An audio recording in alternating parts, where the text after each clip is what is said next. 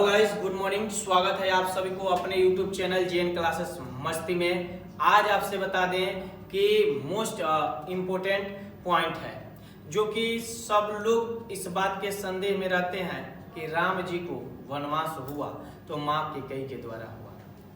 सभी लोग जानते हैं, कितने लोग ये भी जानते हैं कि कैकेयी में ही गलती थी, इसीलिए राम जी को वनवास हुआ। बहुत सारे ऐसे लोग होते हैं, बहुत ऐसे पेरेंट्स होते हैं जो अपने लड़की और अपने माता का नाम कैकेयी नहीं रखते हैं और अपने बहनों का और किसी भी रिलेशन में लड़कियों का नाम कैकेयी नहीं रखा जाता है। तो मोस्ट इम्पोर्टेंट फैक्ट आज हम डिस्कस करने वाले हैं, तो देखेंगे कि कंडीशन क्या था।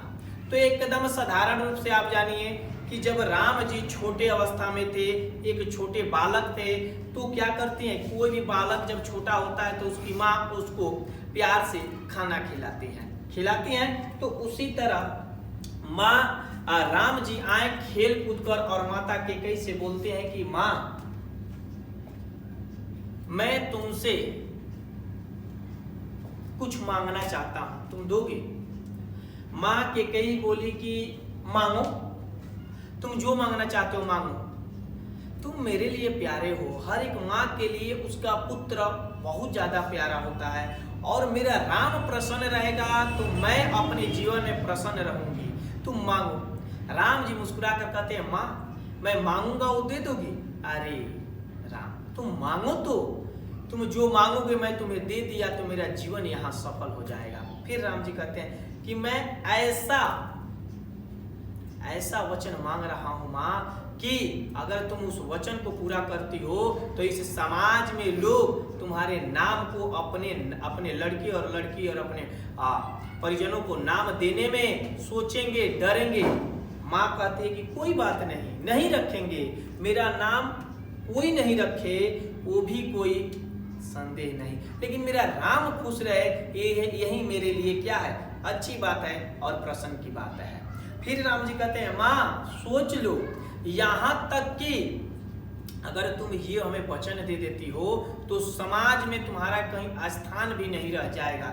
माँ सोचती है और कहती है कि पुत्र इतना गंभीर क्वेश्चन कर रहा है एक वचन मांगने के लिए, क्या बात हो सकती है।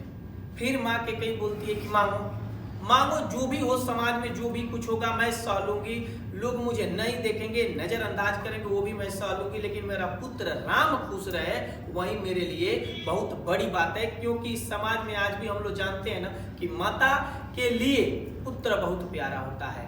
पुत्र का पुत्र होता है लेकिन माता को माता नहीं होती है।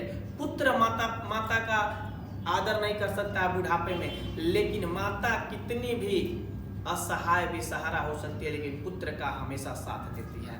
पर माँ कैकेयी बोली राम जी से कि आप मांगिए और मैं जरूर आपको दूंगी, जो भी आप मांगिएगा।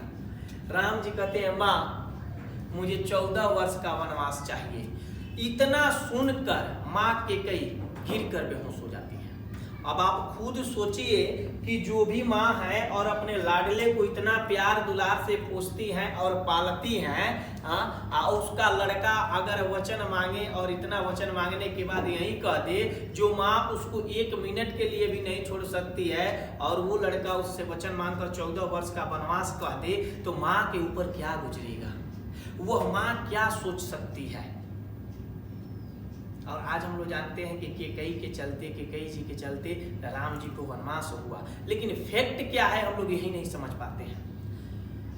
माँ गिर गई, बेहोश हुई, फिर उन्हें कुछ ऐसे व्यवस्था किया गया, ट्रीटमेंट, वो होश में आई। फिर माँ कही कि मैंने तो वचन दे दिया है लेकिन फिर भी मना करती हूँ। कही कि राम ऐसे नहीं हो सकता है, तुम कुछ और मांग लो इसके बदले, लेकिन ये वचन वापस ले लो। राम कहता है नहीं माँ, तुमने बोली है और ये बात कही है कि मैं जरूर वचन दूंगा, कसम खाकर बोल रहा हूं।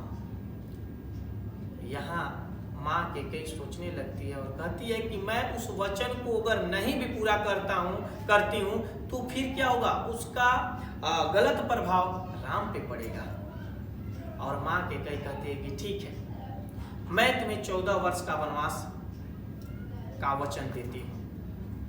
उस दिन से माँ कैकेयी राम जी से दूरी बनाने लगी, क्योंकि उन्हें पता हो गया कि अब राम जी क्या करेंगे, 14 वर्ष के वनवास जाएंगे, जिससे मेरा संबंध इतना था कि मैं एक मिनट भी नहीं छोड़ती थी, राम जी को इतनी मानती थी, इतनी प्यार दुलार और इतनी स्नेह से रखती थी।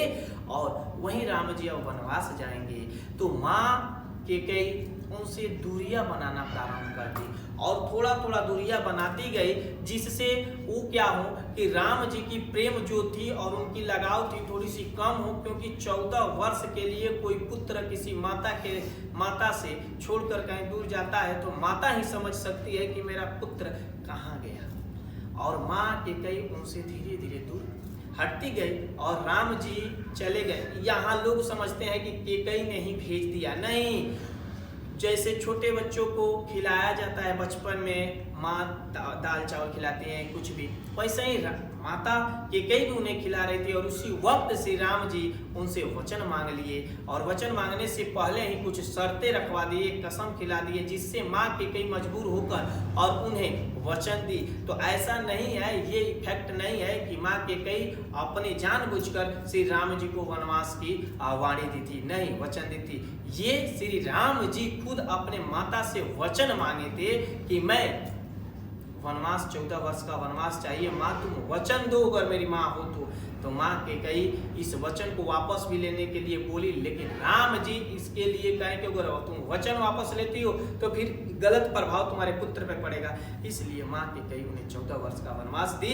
सही फैक्ट यही है, न कि माँ कैकेयी के चलते राम जी वनवास गए थे। और जो वचन हो गया था कि कोई भी पिता या माता अपने लड़की का नाम कैकेयी नहीं रख सकते, तो आप देखते भी हैं कि किसी भी समाज में कैकेयी नहीं रखा जाता है। थैंक्स। अगर अच्छा लगा होगा तो लाइक शेयर सब्सक्राइब